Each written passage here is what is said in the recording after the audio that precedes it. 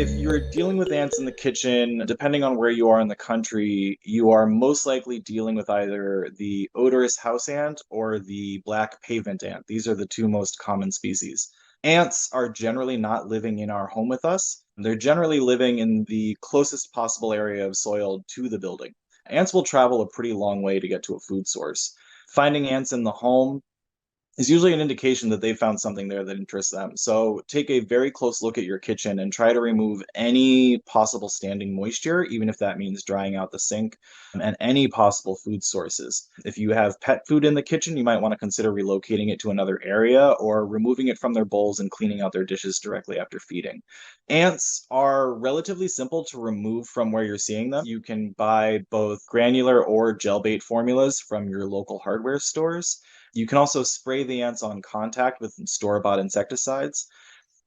Ants are a colony insect and are incredibly social, and so bait formulations are going to be the most effective because ants are one of the few species of insect that will gather the bait and take it back to their nest and then disperse the food among the colony.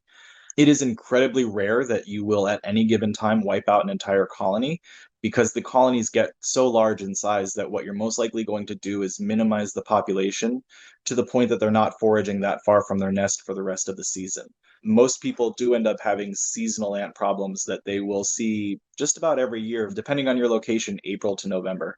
If you do have access to your yard or outdoor areas, it's a good idea, keeping in mind safety for pets and children, to use granular bait outside near where you can see or find colony entrances, which will just sort of look like small mounds of loose soil with a hole in the middle. And placing granular bait near those openings will give you a higher chance of them collecting all of the bait and bringing it in.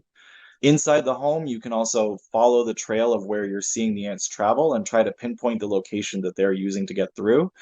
These openings can usually be sealed with silicone, something that's also very easily purchased at your local hardware store.